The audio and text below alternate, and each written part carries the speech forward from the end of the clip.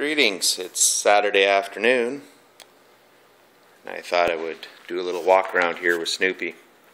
I'll try and keep it brief. So there's the 32 rad shell the guy found in the backyard. Somebody's house in the early 60s, bought it for 10 bucks. He had to have all these metal slats bent up in a metal shop, and then he hand fit and filed and put them in. He said that was a big pain in the butt. This is old boiler tube from the steel mill that they put in a press and bent and welded in.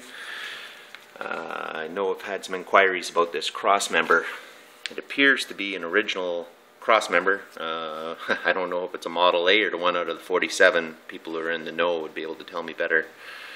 But then it has a metal plate welded on top that comes back here to pick up the motor mount and down. And also the shock mount is on there too. No two ways about it. It's butt ugly, but it works, and that's how it'll be staying. And obviously the sway bar mount off the 47 Merc as well is put in there. The headlights, the original builder told me he believes those are off of a 30s Buick, as well as these cycle fenders, so to speak, is actually a Continental tire cover off of a 30s Buick, he believes, off the same car. There's the 8BA flathead that came from a tech high school. It was like a class rebuild project. So he said it was bored out and everything was done new when it was installed in the car. There's an Isky, a Snyder racing cam sticker on the back window. Whether that means anything or not, I'll have to pick his brains some more to see if it actually has a cam in it. There's, probably won't show on the video, there's residual here of an oval shaped sticker that was on there one time, maybe a Moon Eye or an STP or something, who knows. The gas tank is in the trunk now, but the old filler cap is still there. Up underneath the dash you can just see where they torched the gas tank out. I don't know who was brave to fire up the torch and torch out a gas tank, but anyways.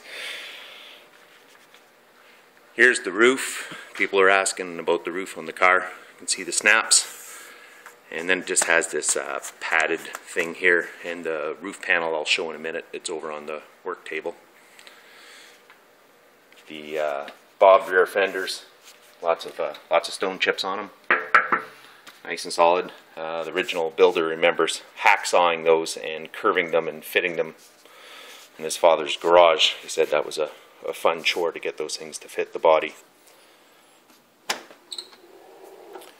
Here's the interior. As somebody mentioned, I'm going to try some simple green on scrubbing up those panels.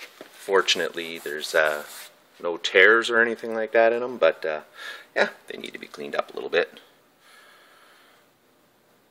There's the dash, a nice AM radio there. What is that? A Supertone Ace. And the bucket seats out of a Morris Minor. And of course the steering wheel and column out of a Canadian special Volkswagen Bug, apparently now. I've been able to verify thanks to the help there on the ham.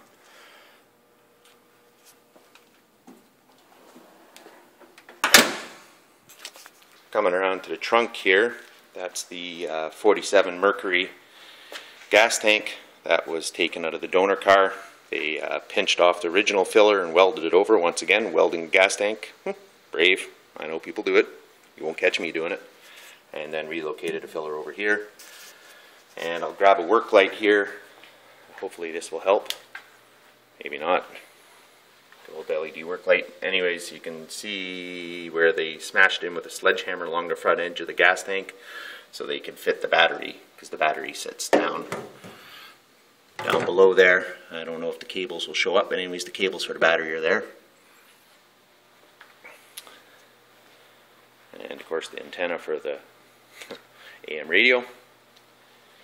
And there's those caps that are obviously poorly, quite rusty. I'm going to try the CLR and polish them up a little bit. I don't want to put new ones on, because if I have new caps, then that will be the only shiny thing on the entire car. Probably not much more to see in here. Anyways, that's the interior there from the driver's side. I love the sound of these doors. Are you kidding me? Can't believe they close like that. And over here, there's the interior panels that had fallen off. The glue had let go for around the door edges and such, and for on the top of the dash. And then here's the roof panel that was all folded up sitting in the back. It's quite soft material and everything like that, so I'm hoping that it will scrub up, be able to get that back on there. And I got to show this exhaust pipe. This is hilarious. So anyways, off, down, underneath the frame rail, back up around, and there's a weld joint, there's another weld joint, and then down and underneath the car.